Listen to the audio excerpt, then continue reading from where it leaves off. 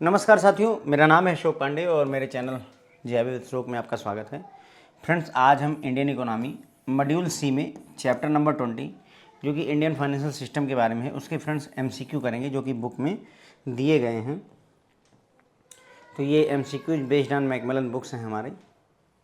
तो स्टार्ट करेंगे फ्रेंड्स। जो है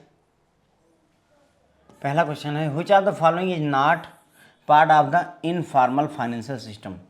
फाइनेंशियल सिस्टम दो तरीके के होते हैं, फॉर्मल और इनफॉर्मल। फॉर्मल का मतलब ऐसा होता है जो मतलब सरकार की तरफ से बनाया गया हो। इनफॉर्मल ऐसा होता है जो जनता ने ऐसे ही बना लिया हो। ठीक है, तो इसमें से कौन सा इनफॉर्मल का पार्ट नहीं है? तो फ्रेंड देखिए, म्यूचुअल फंड जो है इनफॉर्मल का पार्ट नहीं है, ये फॉर्मल का है, सरकार द्वारा बनाया गया है। सेठ साहूकार, रिश्तेदार, महाजन, ये सब फॉर्मल नहीं होते हैं, है ना, इनफॉर्मल होते हैं। तो म्यूचुअल फंड इनफॉर्मल का पार्ट नहीं है, बाकी सारे के सारे इनफॉर्मल हैं। क्वेश्चन नंबर 2 की तरफ बढ़ते हैं, जस्ट उल्टा उसी का। इनमें से कौन सा पार्ट नहीं है फॉर्मल फाइनेंशियल सिस्टम का? तो फॉर्मल ऐसा जिसे सरकार ने गठन करा हो, तो एनबीएफसी, बैंक, इंश्योरेंस कंपनी, ये सभी गवर्नमेंट द्वारा बनाई गई हैं या गवर्नमेंट की अंडरटेकिंग में आती हैं, निगरानी में रहती हैं। एसोसिएशन जो बनाए जाते हैं लोगों द्वारा, वो फ्रेंड्स जो है फॉर्मल फाइनेंशियल सिस्टम का पार्ट नहीं होते, बाकी सभी फॉर्मल का पार्ट होते हैं। तो ए आंसर हमारा हो जाएगा। इनमें से कौन सा है is are part of financial system? तो फाइनेंशियल सिस्टम के फ्रंट 3 अंग होते हैं।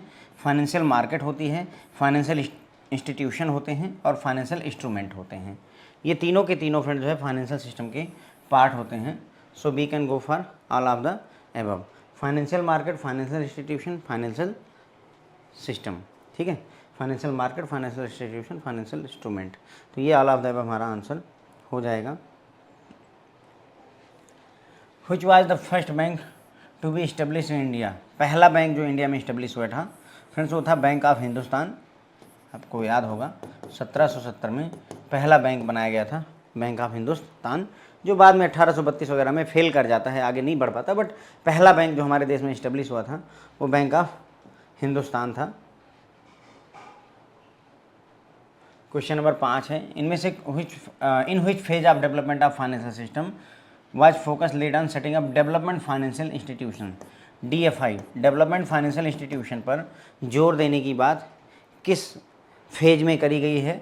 तो फ्रेंड्स ये दूसरी फेज में, फेज 2 में। ठीक है, फेज 2 में डेवलपमेंट फाइनेंशियल इंस्टीट्यूशन के ऊपर जोर दिया गया था। ठीक है, फिर है, who was the chairman of committee to review governance of board of banks?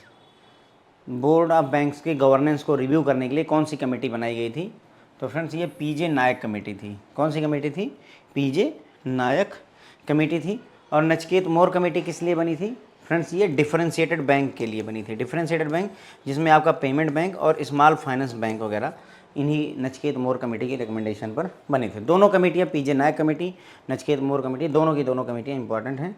ठीक है, तो बस यहीं पर ये सारे क्वेश्चंस खत्म हो जाते हैं। एक बार हम फटाफट से क्विक रिव्यू करेंगे इनका। सो पहला सवाल है कि इनमें से कौन सा इनफॉर्मल फाइनेंशियल सिस्टम का पार्ट नहीं है?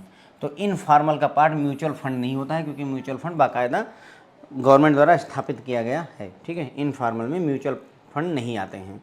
फिर इनमें से कौन सा फॉर्मल का पार्ट नहीं है? कौन सा पार्ट नहीं है फॉर्मल फाइनेंशियल सिस्टम का? तो फॉर्मल का पार्ट जो है एसोसिएशन नहीं होते हैं।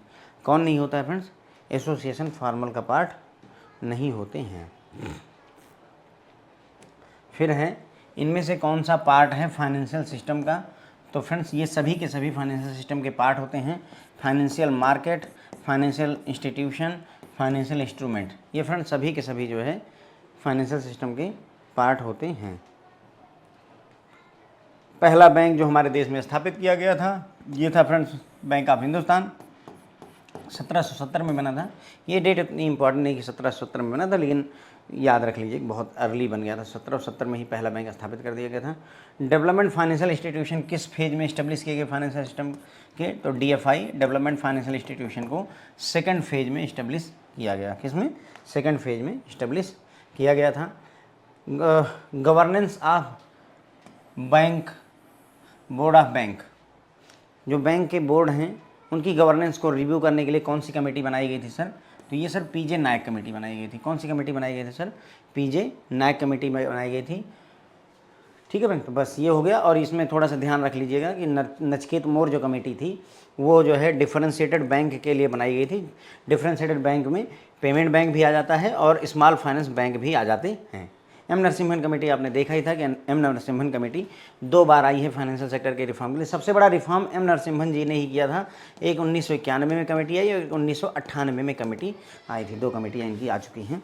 बहुत बड़ा जो है योगदान रहा है बैंकिंग सेक्टर के रिफॉर्म में। ठीक है, तो बस यहीं पर अपना ये लेक्चर ख़त्म हो जाता है। आई थिंक फ्रेंड्स आपको ये पसंद आना चाहिए।